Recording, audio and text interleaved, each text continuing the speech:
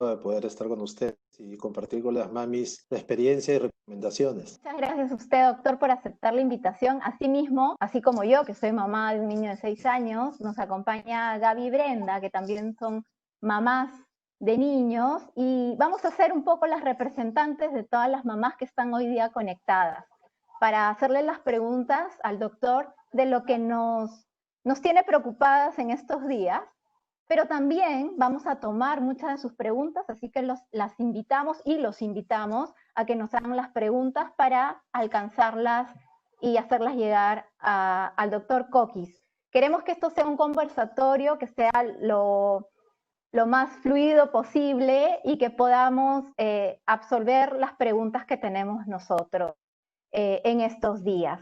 Doctor, en realidad vamos más de 2 meses en cuarentena.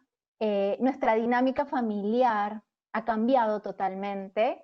Los que tenemos niños pequeños, la dinámica ha cambiado, y con esta noticia de poder salir con los niños en estos días, muchos de nosotros tenemos, algunos más y algunos menos miedo, pero el objetivo, digamos, de este conversatorio es poder tomar la mejor decisión con la mayor información que usted nos pueda dar para tomar esta decisión como papás. Entonces, ¿salimos o no salimos con los niños a la calle? Y desde el punto de vista, ¿qué nos podría comentar desde su punto de vista?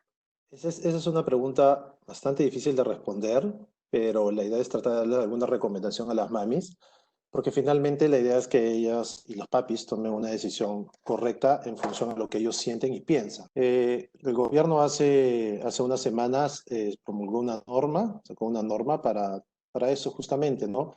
Tratar de promover la salida de los niños que han estado en confinamiento durante 2 meses y medio. Es verdad que un niño, para que desarrolle en forma importante y en forma correcta el área psicomotriz, el área emocional, el área neurosensorial, es un desarrollo que necesita movimiento y dinámica. Entonces el niño necesita moverse, necesita actividad, necesita ver cosas distintas, cambios, estar en distintas actividades, porque la monotonía hace de que este niño no termine por desarrollar plenamente todas esas capacidades que las tiene ahí.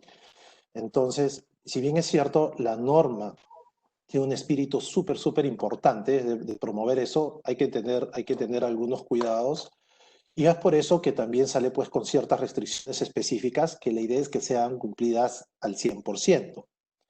Um, esta norma, hay que entender también que si bien es cierto, nos han dicho, o ya las estadísticas o la epidemiología nos dice que la curva ya terminó y estamos ahorita en un periodo de meseta, igual es un periodo de meseta de alta contagiosidad, es decir, todos los días hay como 4.000 o 5.000 nuevos contagiados.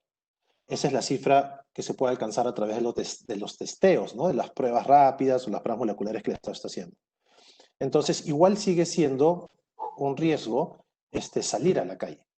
Pero una cosa es salir sí, a sitios donde hay un montón de gente, donde hay aglomeración de personas, y otra cosa es pues salir con ciertas precauciones. En este caso, las restricciones son clarísimas, ¿no? Se dice que la salida tiene que ser por un tiempo de no más de 30 minutos. El niño o el infante debe estar cerca de la mami, tomado de la mano, si es de preferencia, dependiendo de la edad. Tercero, es en las horas de las tardes. Claro, en la mañana no se puede, que sería ideal, ¿no? Porque es un clima un poquito más cálido en la mañana, pero están en clase muchos niños actualmente, entonces por eso que se pasó para la tarde. Lo otro es tomar nuestras previsiones, es decir, salir con todos nuestros elementos de bioseguridad, mascarillas, salir probablemente con nuestra botellita o nuestro frasquito de alcohol gel.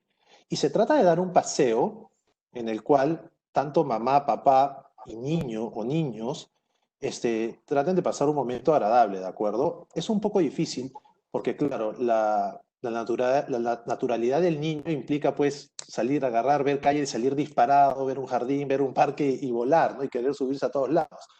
Entonces ahí sí tiene mucho que ver la inteligencia, como nosotros los padres hacemos una conversación previa con nuestros hijos y explicarles cuál es el entorno, cuál es la coyuntura, que aunque parezca mentira, si tú le hablas a un niño, si tenga 3 4 años, ese niño te lo va a entender. La cosa es hablarle lo más simple y diciéndole la verdad. Una vez que hagamos eso, explicarles al niño que va a ser un paseo corto, que vamos a dar una vuelta para que vea un poco el jardín, los árboles, los carros, etcétera, etcétera, etcétera.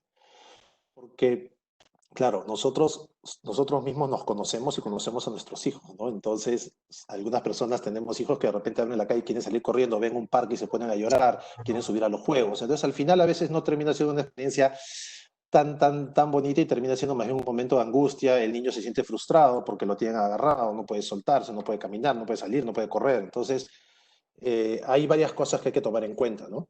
Efectivamente, doctor Coquis, ¿cómo está? Yo soy Gabriela, ¿Cómo estás, tengo Gaby? 2 hijos, en realidad mis hijos son ya adolescentes, el mayor tiene 15, el segundo tiene 13 años, recién cumplidos. Y digamos, dentro de la norma que nos da el gobierno es niños menores de 14 años, ¿correcto? Ujú. Tienen la opción de Exacto. salir o no salir. Eh, y bueno, y como usted lo comentaba, los chicos a esta edad en realidad están tratando de liberar energías, Por de ver supuesto. cómo, y nosotros los papás también, ¿no? Estamos tratando de que los chicos de ¿Cómo alguna cansarlos? manera, ¿Cómo exacto, cansarlos? liberen energías para que ellos también se sientan mejor. Sin embargo, la norma nos dice que los chicos no deberían, no deben salir con scooters, con bicicletas. Por ejemplo, a mis hijos les encanta antes de la cuarentena, les encanta ir al parque, les encanta estar con las bicicletas, con el scooter o jugando fútbol afuera. ¿Por qué los niños no debieran salir con implementos, con juguetes? ¿Cuál es el motivo y qué recomendaciones o qué deberían de tenerse en cuenta, ¿no? Los padres. Ujú.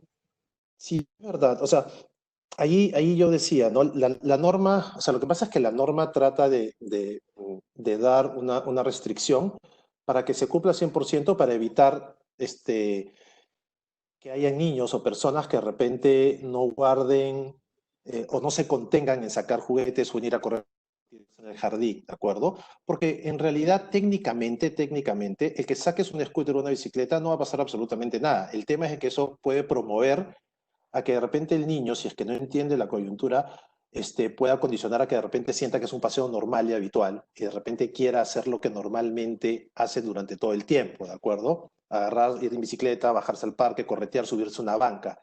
Entonces, la idea es tratar de quitarle de alguna manera a aquellos objetos que de repente puede condicionar o puede estimular a que de repente quiera hacer algo de que lo que habitualmente está acostumbrado a hacer. Y yo creo, y tú decías, ¿no? Tú decías que tenías dos chicos ya grandes. Y claro, mucho de la decisión de salir o no salir también depende de la coyuntura propia que vivimos en la casa, ¿no? De la estructura familiar, ¿no? Porque una cosa es hablar de un niño de 2 años, un niño de hablar de 3 años, otro de 5, otro de 10, de 15 o de 14 en este caso. Es distinto, ¿no? Porque hay niños que sí necesitan, o sea, un chico de 14 años, de repente, pues va a entender, se va a acomodar, va a salir, va a dar una vuelta, van a salir a conversar. Y es una vuelta, no es ir a la tienda, no es ir a un supermercado, no es ir a un sitio donde haya gente, ¿de acuerdo? Entonces, lo importante de todo, sea cual fuere la decisión, es no sacarle la vuelta a la norma, porque finalmente, estemos o no estemos de acuerdo, la intención de esta es tratar de cuidarnos, ¿no? Cuidar a nuestros niños y cuidarnos a nosotros mismos, ¿no? Imagínate que alguien por X motivo de repente sale con su niño y de repente el niño quiere ir a la bodega porque quiere, no sé, un helado. De repente no hay mucha gente, de repente hay una persona o solamente están las personas que venden, ¿no es cierto?, el producto. Entonces entra, el niño compra el helado y en la casa tiene el abuelito, ¿no? Entonces te imaginas qué pasaría si ese niño por A o B o esa persona que salió puede ser un portador asintomático y de repente contagiar al abuelito. Entonces, por eso te digo que cada decisión tiene que estar valorada en función de la estructura familiar. Si tenemos un adulto mayor en casa, una persona con alguna enfermedad crónica persistente, incluso si nuestro hijo tiene alguna enfermedad crónica persistente, ¿de acuerdo? Porque hay niños que también la padecen enfermedades crónicas, lamentablemente eso es una realidad. Entonces, nuestra decisión tiene que estar basada en función a lo que vivimos, a nuestra estructura familiar y a nuestro día a día y a lo que tenemos en casa, a lo que padecemos y a lo que tenemos y a lo que no tenemos también, ¿no? Correcto, doctor. Solamente quería complementar, ¿no? Qué importante es lo que usted también comentaba. En realidad, ir preparando a nuestros hijos, hablándoles, explicándoles. A veces Exacto. uno trata de sobreproteger y decir, no, que no vea las noticias, pobrecito, ¿no? Demasiado. Es importante ir hablando, bueno, como le decía, en el caso mío ya son adolescentes, de repente entienden más la situación, pero qué importante es poder irlos preparando. Definitivamente estamos en una nueva realidad Exacto. y el modo de vida va a ser distinto, ¿no? Exacto, y hay muchas formas, ¿no? De poder conversar, conversar con nuestros hijos y explicarles por qué no vemos a los abuelitos, por qué estamos encerrados, por qué no van al colegio, por qué no van al parque, ¿no? Entonces, y eso me pasa a diario con mi hija, ¿no? Me pregunta y se para en el balcón viendo, contando los carros o viendo los colores de los carros y claro, uno siente un poco de pena, pero al final estamos haciendo creo que lo correcto, ser conscientes en guardar un confinamiento correcto, pero la comunicación con nuestros hijos es súper importante y siempre hablar con la verdad y el lenguaje está definido en función a la edad de nuestros hijos, ¿no? Vas a usar diferentes lenguajes en función a la edad de nuestros niños, ¿no? Eso es lo más importante. Y ellos se entienden, parece mentira, los niños de esta época son niños que tienen un chip versión 2.0, creo. O sea, ya es otra cosa, ¿no? Esos niños están volando totalmente. Esos son otros niños, ¿no? Así es, doctor. Bueno, buenas noches. Yo soy Brenda, soy mamá de un La niño verdad. que tiene 2 añitos. Buenas noches. Y bueno, como usted decía, ¿no? Depende mucho de la edad de cada niño. Ujú. Por ejemplo, que mi hijo es más bebé, yo no me lo imagino poniéndole una mascarilla para salir a la calle, porque me imagino que inmediatamente se la va a quitar y la va a botar al piso. Y tengo mucha preocupación de mamás que conozco que tienen a sus bebecitos y de pronto dicen, ¿cómo le voy a poner una mascarilla? Puedo ahogar a mi bebé. Entonces, ¿cuál es la edad recomendada, doctor, en la que a partir de esa edad deben usar mascarilla y en cuál podríamos incluso ver que le falte la respiración? No sé, ¿no? ¿Hay una Sí, edad adecuada? esa es una súper buena pregunta. Técnicamente, un niño mayor de 2 años puede usar una mascarilla, ¿de acuerdo? Si es que la tolera. Un niño menor de 2 años no debe usar una mascarilla porque existe riesgo a que se sofoque. Sofocamiento significa el momento que el niño obstruye su vía aérea por un cuerpo extraño, por algo, y al final no lo deja ventilar, no lo deja intercambiar el oxígeno, no lo deja respirar bien. Y claro, tu pregunta me hace acordar que el otro día estaba viendo noticias y vi una mamá con un bebito de 1 año y con una mascarillota enorme de tela. Este, hay que tener siempre mucho cuidado, ¿no? Porque los niños de 2 años de repente no pueden ventilar bien y al final se pueden estar durmiendo y no porque tengan sueño, sino porque de repente no están oxigenando bien. Entonces hay que tener mucho, mucho cuidado. Ahí en ese caso, lo más recomendable es guardar el distanciamiento social. Es decir, si sales con un niño de 2 años o menor, ese niño tiene que estar alejado de las personas por lo menos 1 o 2 metros si es que te cruzas con alguien. Esa es la mejor forma. Un niño de 3 años en adelante, obviamente ya es un poco más fácil explicarle, probablemente tolere un poco mejor la mascarilla, utilizar mascarillas de repente de colores, e incluso hasta pintarlas uno mismo, ¿no es cierto? Entonces tratar de hacerlo en forma lúdica. Y claro, obviamente los niños, acuérdense que siempre están en función al ejemplo, ¿no? Entonces si nos ven con máscaras a nosotros, puede ser que de repente se convenzan y de repente la toleren, ¿no? Por eso les decía, ¿no? Cada niño es distinto. Nosotros los papás conocemos a nuestros hijos y sabemos si los podemos manejar o no los podemos manejar, si podemos salir o no podemos salir, si es seguro o no es seguro. Como comentaba, si es que sales con tantos temores y que la saques y la tira y se agarra el suelo y se va y se sube a la banca, al final termina siendo más bien un vía crucis en lugar de un paseo tranquilizador y relajante, ¿no? Entonces, por eso es una decisión muy, muy, muy personal en función a lo que uno se conoce a sí mismo y conoce a sus hijos. Un niño de dos Doctor, años es bravo, un niño de 2 años es una edad difícil porque es el momento donde exige, donde quiere más o menos definir qué cosa hacer, qué no hacer, y es donde empieza a formar su carácter, ¿no? Entonces, a ver, ponle un niño de 2 años una mascarilla o 2 años y medio, lo más probable es que la primera la agarre y ¡pum! Y la suelte todavía en forma elegante, ¿no? doctor, y justo pensando en este tema de la mascarilla y la vestimenta, bueno, se han visto fotos de papás que salen con sus niños y los forran, pero completitos, ¿no? ¿Cómo debe ser la vestimenta de un niño al salir de la casa, además de la mascarilla? Normal como siempre ha sido en esta época, con la necesidad, con lo necesario para el abrigo, ¿de acuerdo? No porque le pongas 300 ropas encima, ese niño va a tener menos riesgo de contagiarse el coronavirus, porque el coronavirus no entra por la piel, el coronavirus no entra por la mano, entra por el cabello. El coronavirus entra por la vía, por la nariz y por la boca, o por los ojos en el momento de agarrar un objeto que no es de la casa, que es un objeto extraño y está contaminado, te agarras el ojo. O sea, esas son las únicas fuentes de contagio. Pero en realidad el sacar al niño al contrario puede ser contraproducente, ¿no? Porque si lo obligas mucho, lo haces sudar, ese cambio brusco de temperatura, de salir, entrar y volver perdón, de entrar, salir y viceversa, puede hacer pues que el niño tenga un golpe fuerte de temperatura y esos cambios pueden afectarlo. Entonces lo normal, la recomendación es lo normal como si estuviera saliendo cualquier otro día de invierno sin COVID, pero con las medidas de seguridad que ya hemos conversado, ¿no?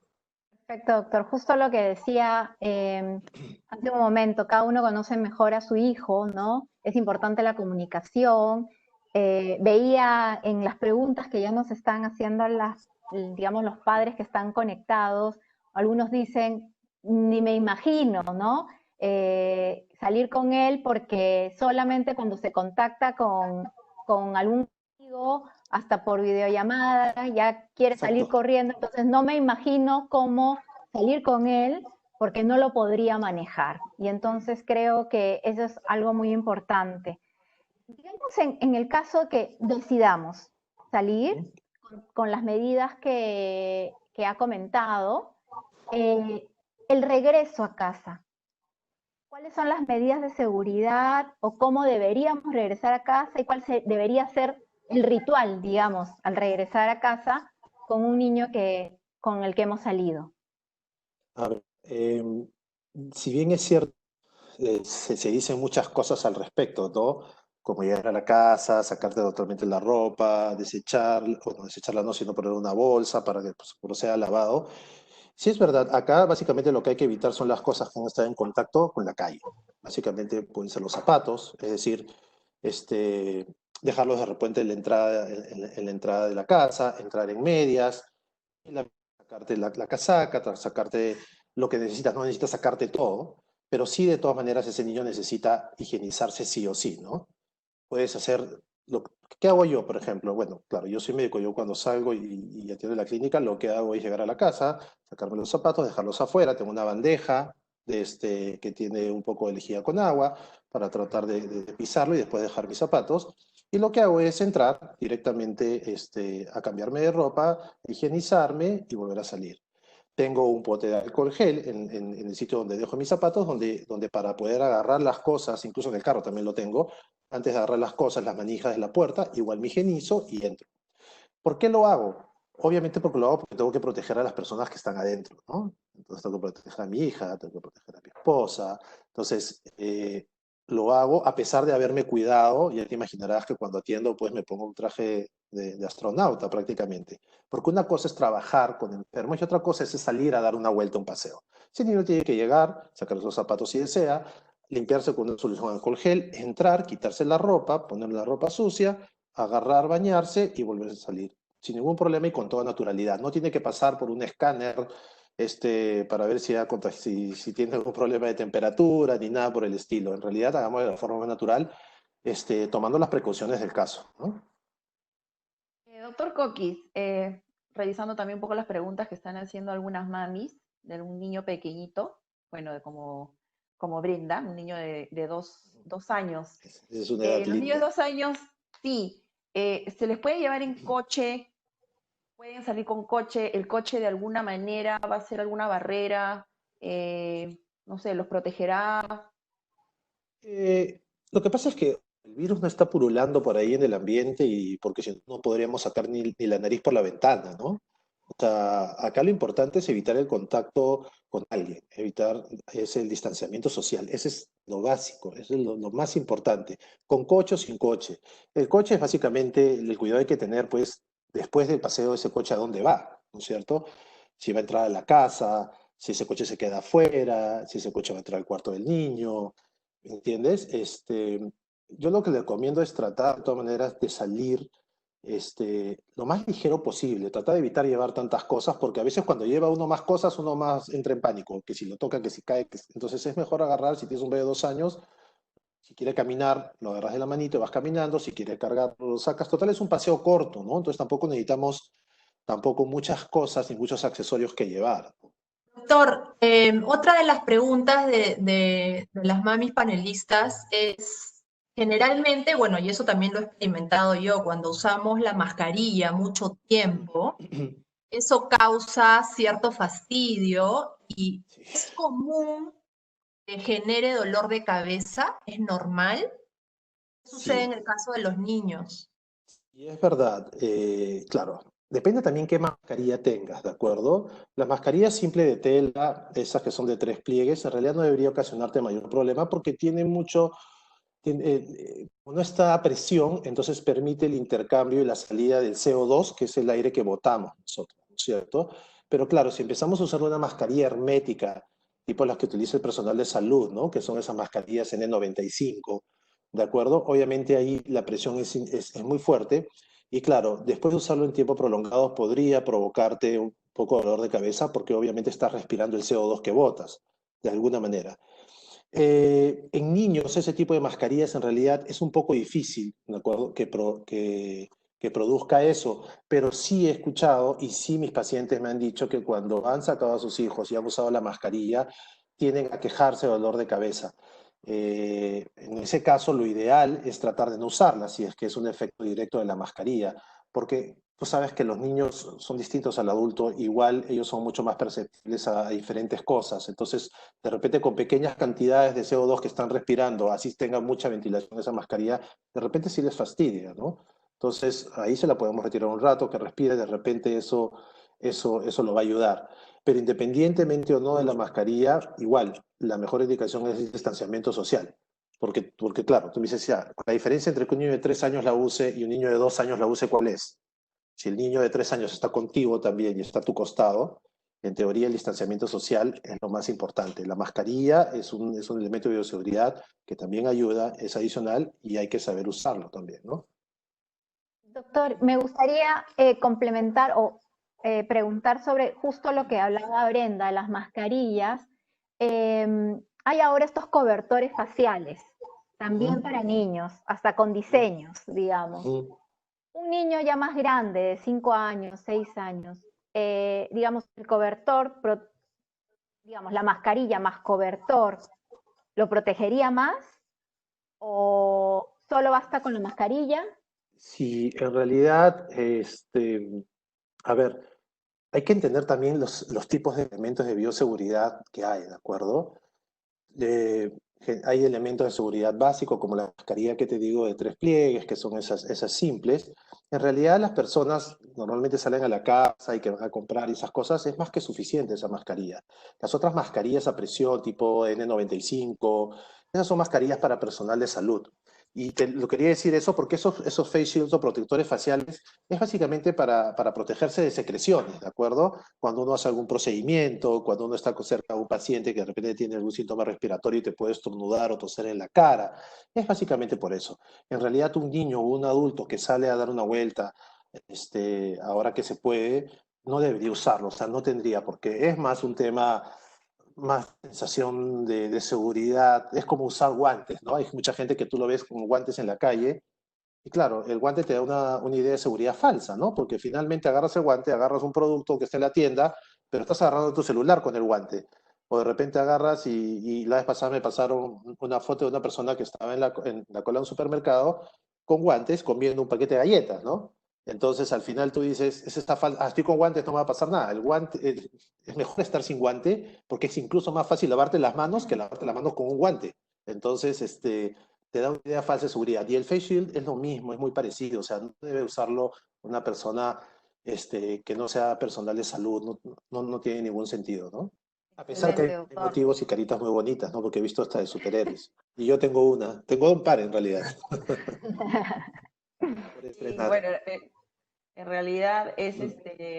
bueno, es protección, pero si finalmente los chicos ahí tienen Sí, o sea, superhéroes de repente. sí, por ejemplo, si de repente eso los convence o sea, ojo, para términos médicos y evitar el contagio, en realidad no va a servir mucho, pero si el niño eso hace que quiera salir y quiera estar tranquilo, se sienta más seguro, y si lo tiene, O evite tocarse usémoslo. también la cara. Exacto, o sea, sí, pero claro, es que ahí el tema, ¿no? O sea, ese niño podría tocarse la cara siempre y cuando no se ponga en contacto con nada en la calle, ¿no es cierto? O sea, por eso te digo que las restricciones son muy claras, ¿no? Ese niño no puede interactuar con nada en la calle, no puede subirse a una banca, no puede agarrar la manija de la banca, porque ahí puede estar el virus, alguien puede haberlo dejado, se agarra la cara y el problema. El face shield, como tú dices, evita que te agarres la cara, pero técnicamente no debería ser usado en cualquier persona. Pero ok, o sea, está, y si de repente eso al niño lo hace ver todo esto en forma, que es en forma lúdica, lo podemos usar, ¿no? Sí. Doctor, bueno, ya definitivamente el clima empezó a cambiar. Yo creo que ya hace unas semanitas ya está haciendo más frío, estamos con más, mayor humedad. Y se habla mucho sobre la importancia de fortalecer el sistema inmunológico. ¿Cómo deberíamos hacer los papás, las mamás, ya sea si decida yo sacar o no al niño? ¿Cómo podríamos hacer o qué recomendaciones nos daría usted sobre este tema, ¿no? Para poder fortalecer el sistema inmunológico. Em, sí, esa es una súper Y de buena repente explicar pregunta. un poquito también a los mamis, ¿no? De qué se trata de Sí, fortalecer y por sí, qué es importante. a ver, de hecho que el sistema inmune es un sistema muy dinámico y que está en constante movimiento y en constante fortalecimiento.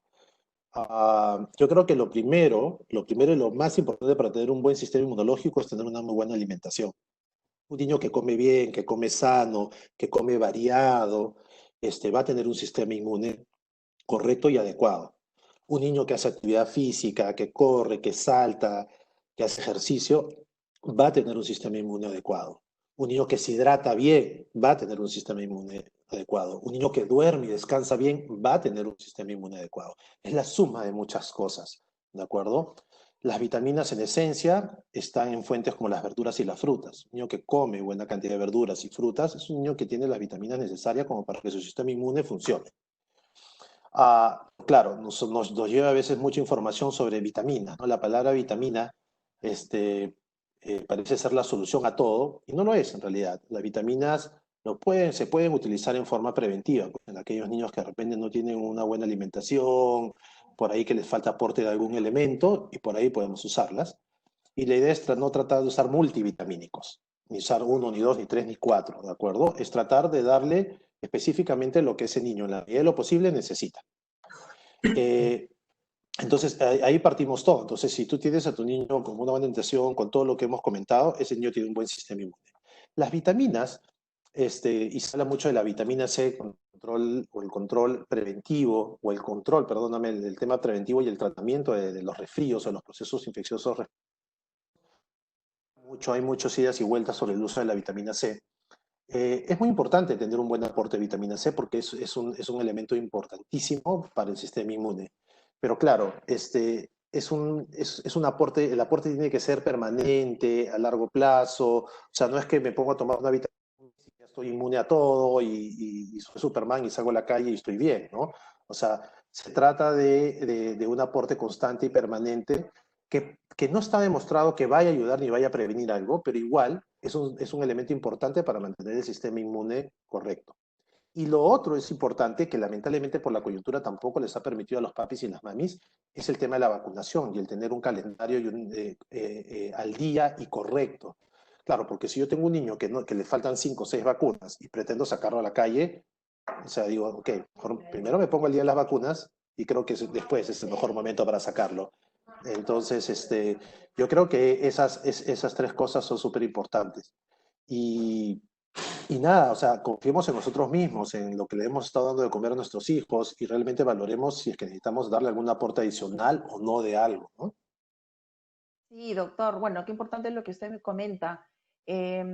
Y sobre el caso de las vacunas que usted está diciendo, deben haber, de hecho, muchas mamis y papis que tengan niños de menos de un año y que no tienen su cartilla, como usted dice, incompleta. ¿Qué harían ahí en ese caso? O sea, ¿cómo harían? ¿Tienen que Sí, esperar? sí, esta ha sido una de las consultas que más uno ha tenido con el tema de las vacunas, ¿de acuerdo? En primera intención, no tampoco debemos desesperarnos. Es decir, he tenido papás y mamás que me escribían, ¿qué hago con la vacuna? Le digo, tranquila, mientras esté el bebé en cuarentena, el bebé está protegido. Mientras ustedes estén llevando una cuarentena correcta, ese niño está protegido. Si empezamos a hacer trampitas, empezarlo a sacar al niño cuando no tenemos que sacarlo, obviamente pueden empezar a haber problemas.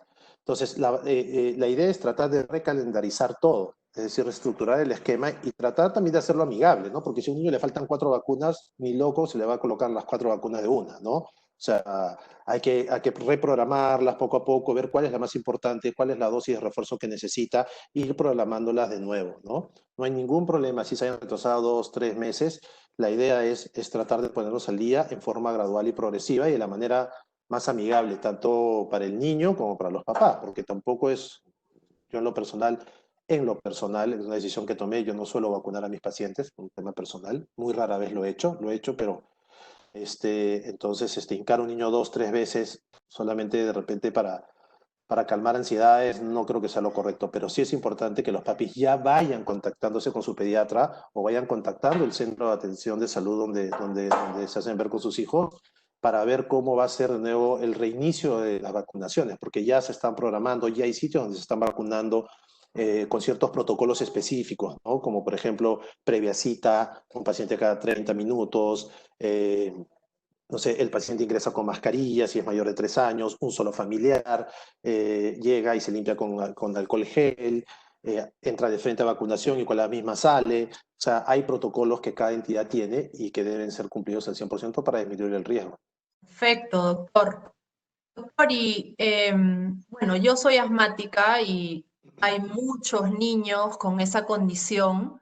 ¿Qué se hace en el caso de los niños asmáticos? Sabemos que el asma, por ser un problema respiratorio, es una condición de riesgo. Entonces, las madres tenemos muchísimo miedo de sacar a nuestros niños asmáticos a la calle, pero por el otro lado también tenemos el tema de que están encerrados en la casa y de repente ya tienen una crisis. ¿Qué debemos hacer? O sea, en este caso, ¿no? Es verdad que el asma bronquial o cualquier enfermedad crónica pulmonar es una condición que podría y que puede, si en caso de alguna persona se enferma del COVID, eh, favorecer a que haga una enfermedad más grave, ¿de acuerdo? Es un factor de riesgo agregado. Am, en el caso de los niños, mi recomendación es la siguiente. O sea, yo creo que ese niño, que es un niño diagnosticado con una enfermedad bronquial, una enfermedad alérgica pulmonar crónica, lo que tiene que hacer es evaluar y de repente iniciar su tratamiento preventivo que hizo el año pasado, ¿de acuerdo? Porque estos niños usualmente en época de invierno es donde más sufren los problemas respiratorios, ¿no? A consecuencia de resfríos, a consecuencia del clima, a consecuencia del frío, a consecuencia de la humedad.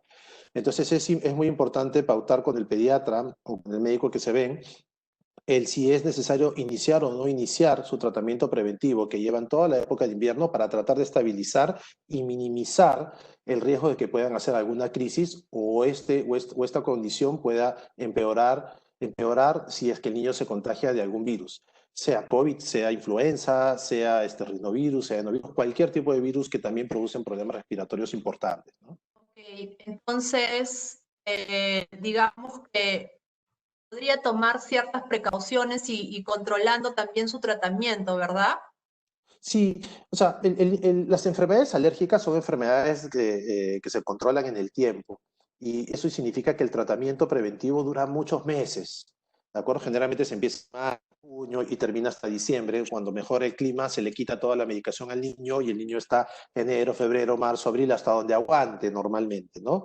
Entonces son tratamientos largos que a veces cansan, dan flojera, a veces nos olvidamos, el niño se aburre, pero tenemos que entender que lo que queremos es tratar de estabilizar esa vía aérea. La persona alérgica, el niño que tiene asma bronquial, es una alergia es una vía aérea hiperreactiva, es decir, cualquier cosa, pum, se cierra. Entonces, lo que queremos es tratar de estabilizar esa alergia para que la vía aérea se comporte como cualquier niño, cualquier persona que no tiene asma bronquial. Y tratar, por lo tanto, de disminuir el riesgo de hacer una enfermedad grave si es que hay alguna infección por algún virus, como te digo, sea COVID o no sea COVID. Doctor, una de las preguntas que he estado viendo justamente también es bueno, en esta época, ¿cómo diferenciamos un resfrío o una gripe con el COVID, por ejemplo, ¿no? Esa es una Eh, pregunta capciosa.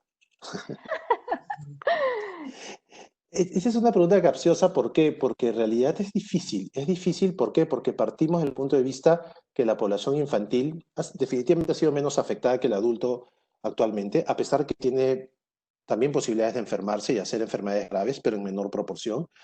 Y esto implica de que el niño pues tiende a hacer infecciones, perdóname, síntomas leves, es decir, el niño que se infecta por COVID-19 no suele hacer cuadros graves y severos. Generalmente hace cuadros de rinorrea, por ahí fiebre 1 o 2 días, un poco de tos y a los 5 o 6 días el proceso empieza a caer. Y se parece mucho a cualquier proceso viral común y corriente, ¿de acuerdo? Entonces, no es que exista un síntoma específico para poder diferenciarlos al inicio. Pero claro, si obviamente uno ve que ese niño, su curva febril, a los 2 días, en vez de estar disminuyendo, empieza, o sea, persiste en el tiempo, es decir, fiebre 2 días, 3 días, 4 días, fiebre alta, el niño empieza a lucir mal, a tener mal estado general, a sentirse muy cansado. Nosotros como papá vemos a nuestro hijo agotado, agitado, con dificultad para respirar. Obviamente ese niño no tiene un proceso viral común y ese niño tiene que recibir asistencia médica de todas maneras. Son los famosos signos de alarma que nosotros los pediatras siempre tratamos de inculcar a nuestros papis y mamis, de saber reconocer. Y ahí tiene mucho que ver, nosotros como padre, yo siempre le digo, ¿no? Tenemos que aprender a creer en nuestros instintos, en nuestro sentido común. El mejor ojo para ver un niño es el de nosotros los papás. O sea, yo veo a mi hijo, puede estar con 39 de fiebre, pero si lo veo trepando paredes como Spider-Man, o sea, ese niño no tiene un problema grave. Pero si yo veo a mi hijo mal, decaído, con o sin fiebre, lo veo hipoactivo, lo veo echado, o sea, nosotros somos los que tenemos la respuesta porque nosotros conocemos a nuestros hijos. ¿De acuerdo? Entonces confiemos en nuestro instinto, en nuestra capacidad de poder reconocer esas cosas.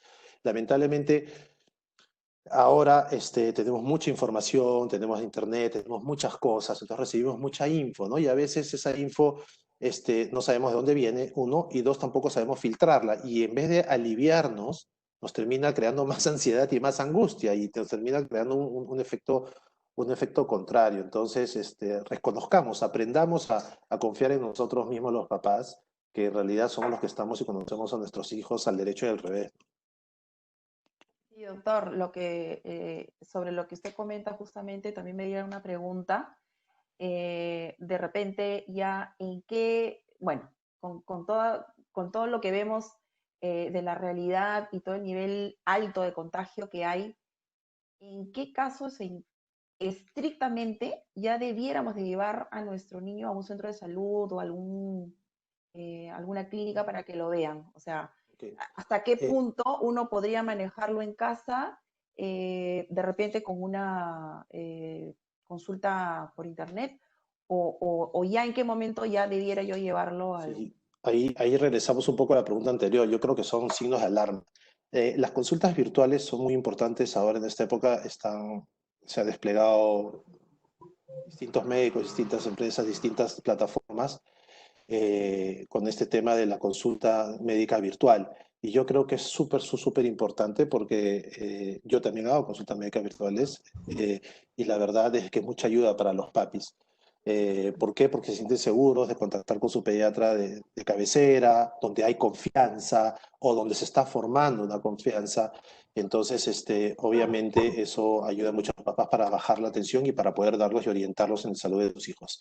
Pero el tema básicamente es simple, no es reconocer signos de alarma. Cuando uno tiene que acudir a la emergencia, cuando tienes un niño con más de 48 o 72 horas de fiebre persistente, cuando tienes un niño que empieza a tener dificultades respiratorias, cuando lo empiezas a ver agitado, cuando tienes un niño que está somnoliento, muy hipoactivo, de repente un lactante, un niño de 10 meses que de repente no quiere lactar, lacta y se cansa, está súper decaído, súper agotado, ¿de acuerdo? Un niño que de repente está completamente irritable, que de repente el niño está cianótico porque no puede oxigenar bien. O sea, esos son signos ya de alarma graves, ¿no es cierto? Entonces, Pues es importante reconocer esos síntomas al inicio para poder actuar.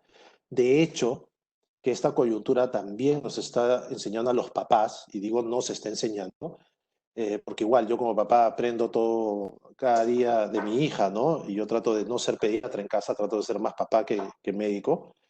Estamos aprendiendo a realmente a tomar conciencia muchas cosas que deberían ser parte de nuestra rutina diaria, como llegar de la calle y lavarnos las manos, como agarrar y aprender a toser o estornudar levantando el pie del codo, llegar de la calle, higienizarnos, sacarnos la ropa, meternos a la ducha, bañarnos y ponernos algo más cómodo, ¿de acuerdo?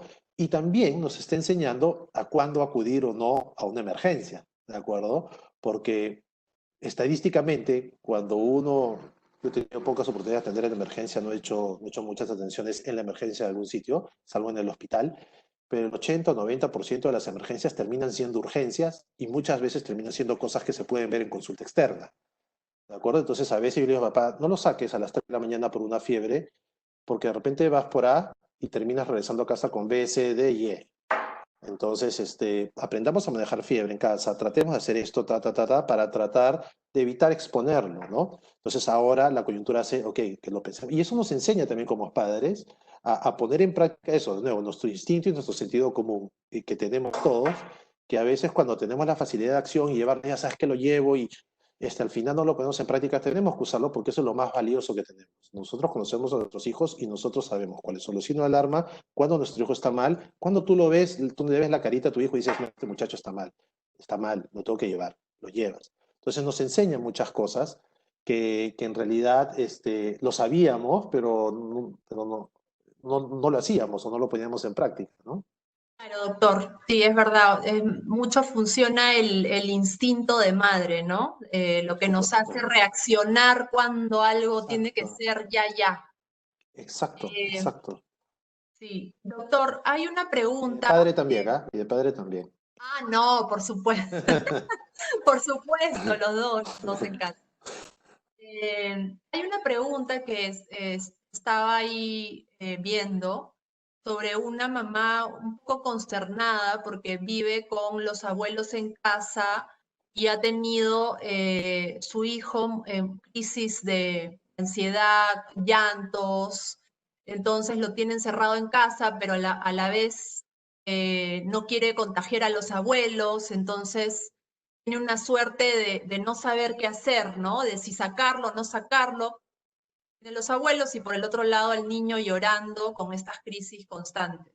¿Qué hacer en este caso? Sí, sí, eso es súper complicado, ¿de acuerdo? Porque todo este tema del confinamiento y estar encerrado eh, puede provocar, pues, problemas emocionales, tanto en niños como en adultos mayores, ¿de acuerdo? No nos olvidemos que el adulto mayor termina siendo también un niño, ¿no? Súper sensible, a veces rebelde a cambios, como los niños, o sea, son niños, pero de otra edad, digamos, ¿no?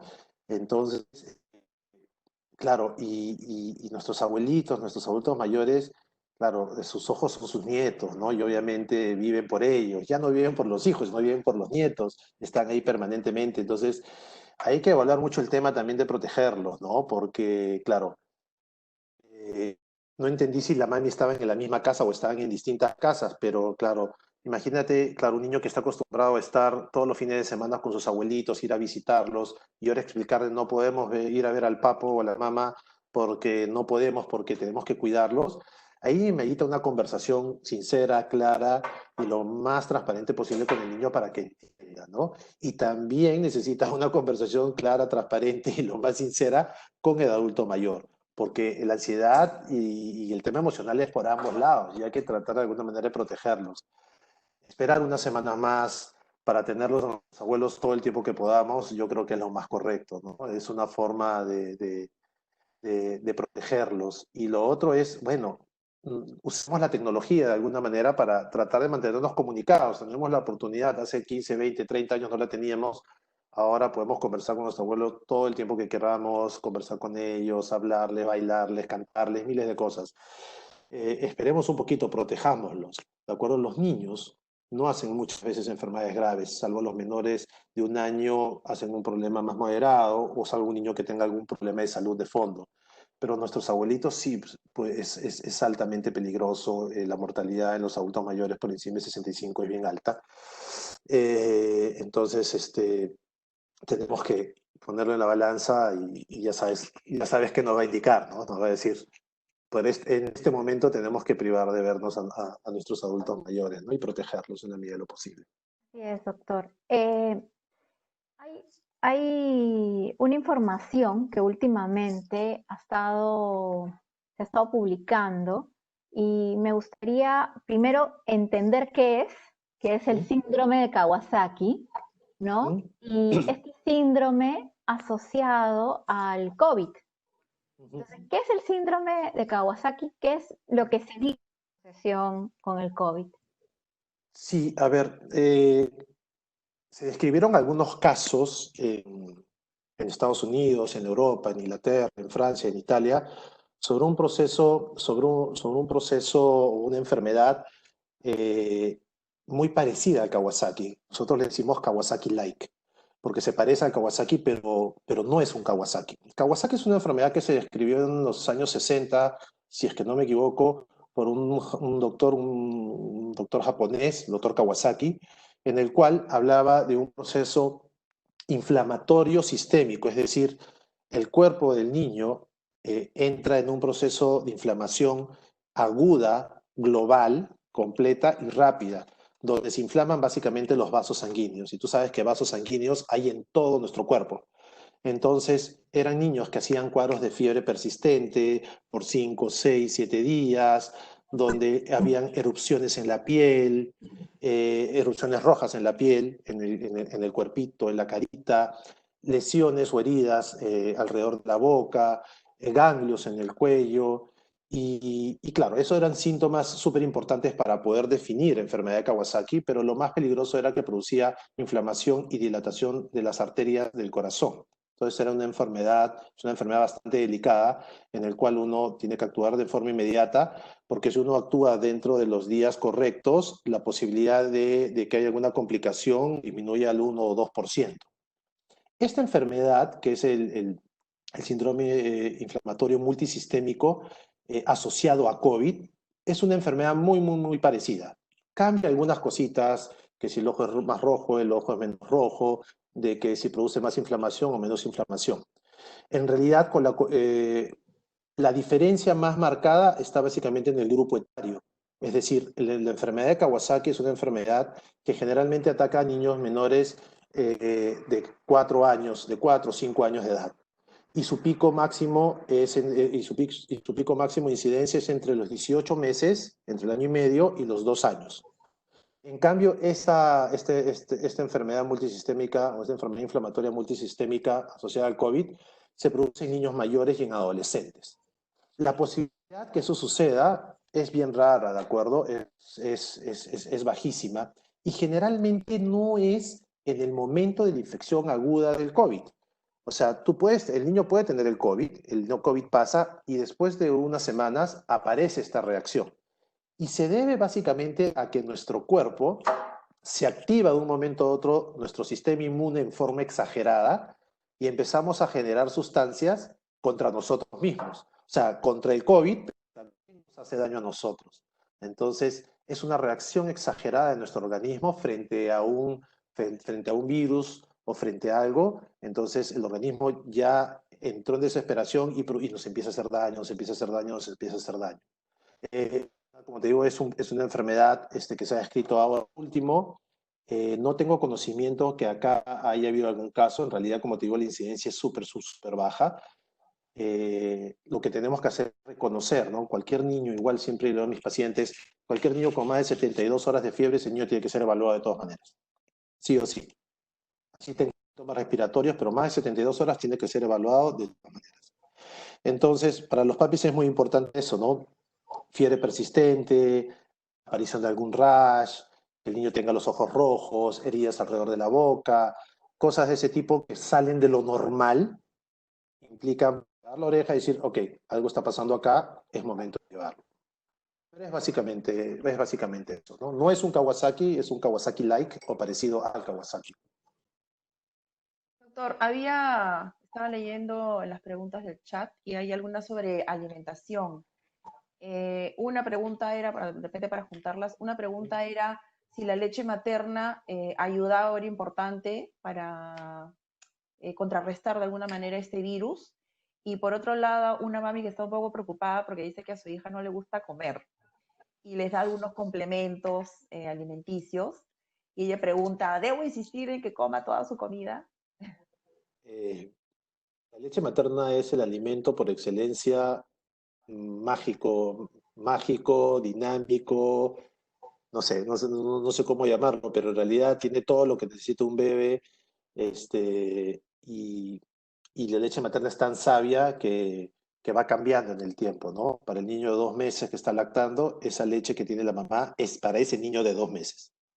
¿De acuerdo? Si bien es cierto, nosotros promovemos de alguna manera tratar de guardar en algunos casos leche materna, porque igual termina siendo importante, la leche es tan dinámica y tan inteligente que se va adaptando a cada niño. Lamentablemente no, la leche materna no te va a proteger contra el virus, definitivamente no, porque este es un virus nuevo, ¿de acuerdo? Te protege, o sea, lo que hace es estimular a que tu sistema inmune esté sano, esté fuerte y que puedas combatir cualquier proceso infeccioso, pero no es que te va a prevenir específicamente con el COVID. Pero igual, la lactancia materna yo creo que es el mejor esfuerzo, el mejor regalo de amor que una mamá y un papá, porque es un equipo, ¿de acuerdo? Es un equipo, le pueden dar a su hijo. En caso que no se pueda, ni modo, como digo, siempre las situaciones y las coyunturas son totalmente distintas entre familia y familia, pero si pueden hacerlo, háganlo con la confianza de que están haciéndole le están dando un súper beneficio a sus hijos, ¿no? Con la otra pregunta, con el tema de la niña, de la bebé que no le gusta comer, yo creo que al 90 de los niños, por ciento de los niños no les gusta comer, ¿no?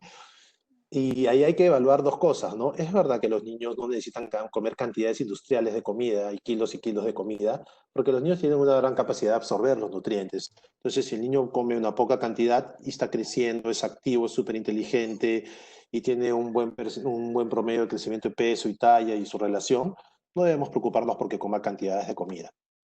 Lo que sí creo que es importante, y este es un tema de naturaleza humana, es que el ser humano es un animal de alguna manera de costumbre.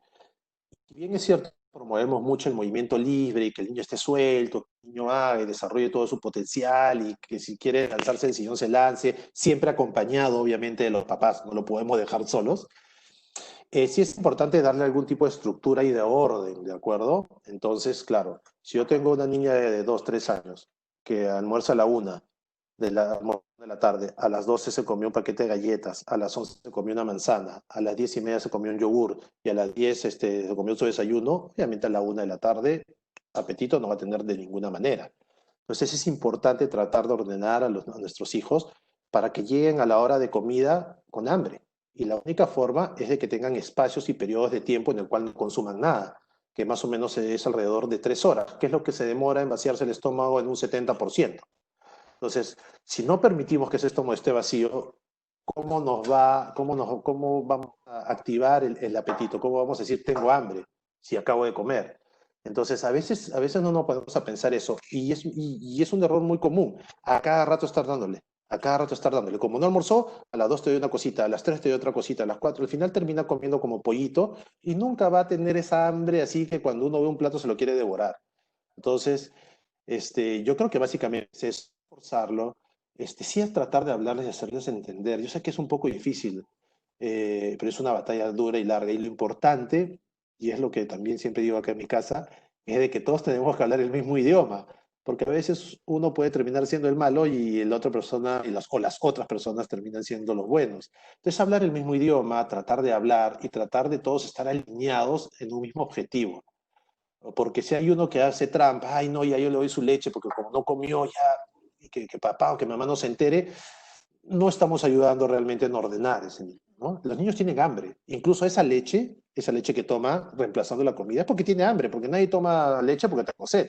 El niño no dice, tengo sed, quiero tomar leche. No, el niño toma leche porque tiene hambre. Entonces, no existe, salvo un niño enfermo que tenga algún proceso de enfermedad, no existe ningún niño que no tenga apetito. Lo que existen son niños que son especiales para comer y que empiezan a decidir o a escoger por qué comida se van, o por leche, o por arroz solamente. Ellos que comen arroz todo el día y no quieren masticar el pollo, pero es un tema más conductual y que es cuestión de tener mucha paciencia, pero todos estar alineados, ¿no? No es batalla de uno, es batalla de todos, ¿no? Sí, doctor. Brenda, tú te ríes, algo está pasando ahí, seguro.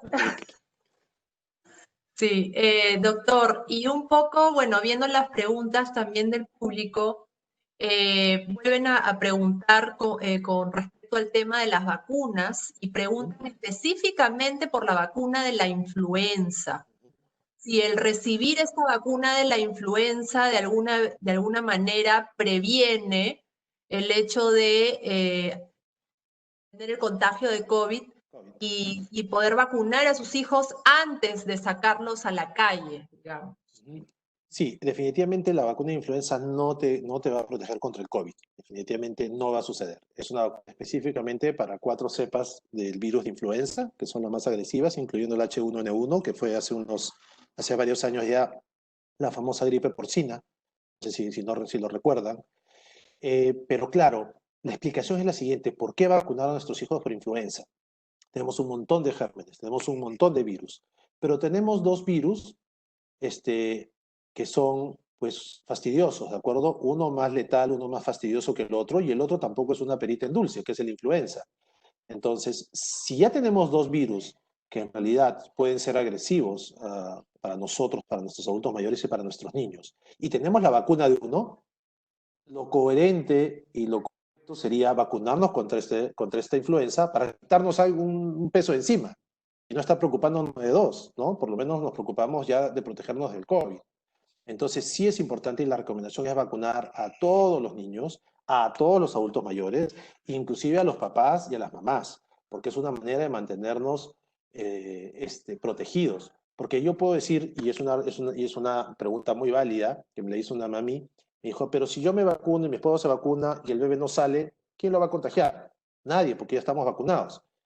Y sí es un pensamiento que podríamos decirlo bastante correcto y bastante real, pero claro, tenemos que entender que así como hay niños diferentes, los adultos somos diferentes. Y las respuestas inmunes a vacunas, no en todos los adultos es igual. De repente yo me coloco la vacuna y me da una protección del 95%. Mi esposa se coloca la vacuna y le da una protección del 60%. Y mi esposa sale, se puede enfermar, puede contagiar a mi hijo. Entonces, en realidad, lo ideal es tratar de que de alguna manera todos nos estemos protegiendo. Ahora, tampoco se trata de salir corriendo en avalancha y ir a centros de vacunación a colocarse la influenza. Programémoslas con calma, pero sí sería importante no olvidarnos de la influenza, que es donde en esta época del año empieza a aparecer. Entonces, por protegernos del COVID, nos protegemos del otro. Entonces, es como el efecto de la frazada, ¿no? Nos jalamos la frazada, nos destapamos los pies, bajamos, nos destapamos arriba. Entonces, hay que tener muchísimo cuidado y sí mi recomendación es que se vacune. Okay. Doctor, como ya última pregunta, digamos, en España se flexibilizó la salida de los niños hace ya, entiendo, un par de semanas. Uh-huh.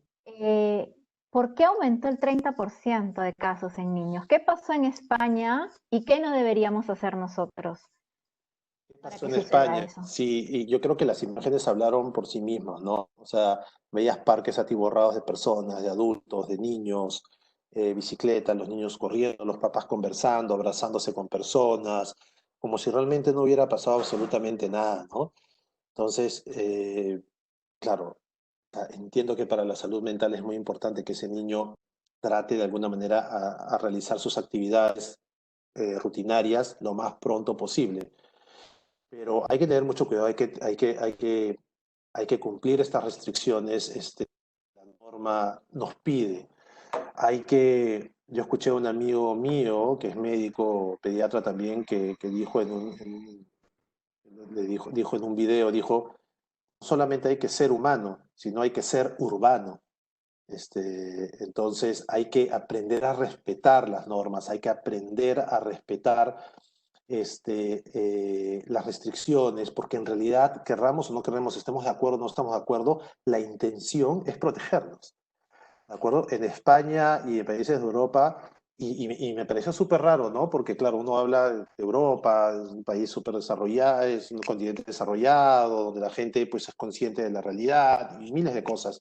Pero claro, veías pues parques atiborrados, gente saliendo, reuniéndose, entonces hay que tener mucho cuidado. Yo siempre digo, todo exceso es malo.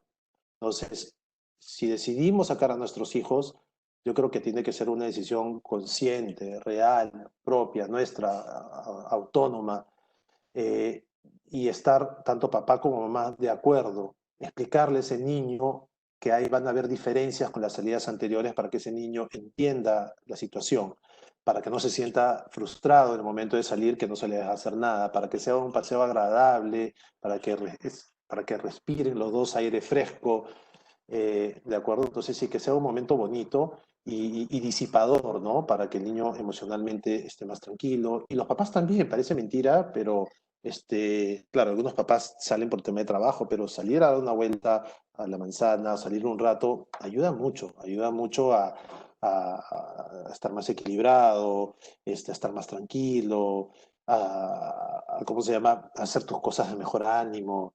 Es como cuando yo le decía, hablo con mami, ojalá antes de la coyuntura, cuando recién daba luz y eran madres primerizas que no salían 3, 4 meses de la casa.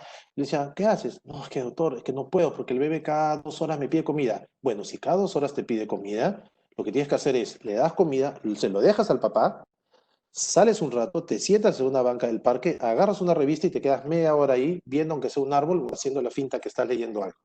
Pero igual el salir te cambia totalmente la perspectiva, regresas con otro aire, más tranquila. Estar encerrado en 4 paredes es complicado y es súper valorado. Yo como doctor, la verdad, felicito a las mamis, a los papis que han seguido al pie de la letra el confinamiento. De verdad, para ellos mi admiración, porque no es fácil, mi admiración y mi agradecimiento, que nos ayudan a tener a nuestros pequeñitos sanos, ¿no? Y eso es lo más importante. Muchas gracias, doctor. En nombre de Nastisol Junior, Antigripal, el que ha organizado este conversatorio, y usted gentilmente ha aceptado, le agradecemos porque nos vamos con mucha información Bueno. para tomar mejores decisiones también. Agradecemos a todos también los asistentes por las preguntas, porque han enriquecido esta conversación.